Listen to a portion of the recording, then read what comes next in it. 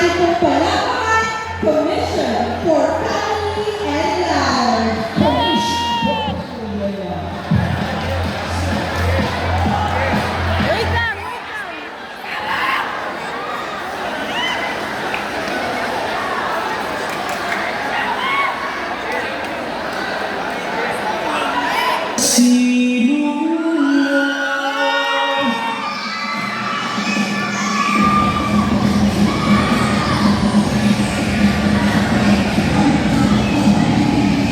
Ang Sinulog Festival ay isang makulay at pusong selebrasyon ng pananampalataya kay Senyor Santo Niño.